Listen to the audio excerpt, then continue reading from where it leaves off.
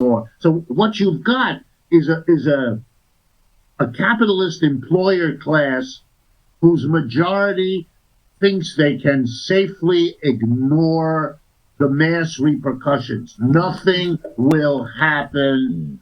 The Republicans and the Democrats will distract people away from what we're doing to them economically. They'll get more interested in, I don't know, immigrants or carrying a gun, or whether transgender people can use the toilet. We don't have to worry about it. That And makes that's sense. the answer they give. Sadly, that does make sense. So what is the most effective mechanism of pushback in your opinion?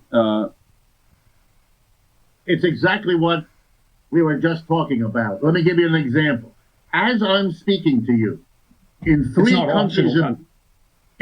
countries of Europe is the answer: France, Germany, and Greece.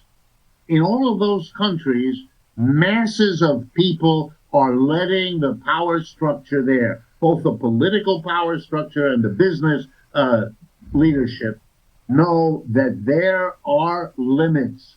In France, they are telling the president, Mr. Macron, you are not going to solve the fiscal troubles of France by depriving the people of 2 years of their pension. You're not going to do that. We're not going to let you.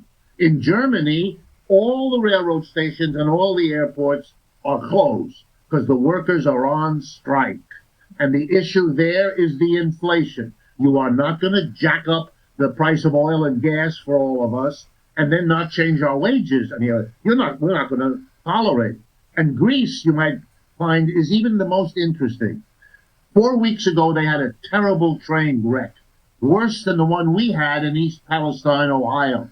But around the same time, it killed 60 young people, among other things. And they went into the streets to denounce the privatization of the rail system in their country. The government came down on them, and so now they're all against the government.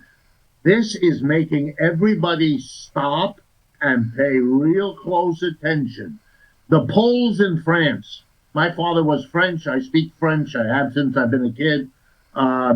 The polls in France are about 60 to 65% supporting the people in the streets. So there is no escape from the president for him. He's in a deep, deep container of doo-doo and with very little mechanism to get out of it.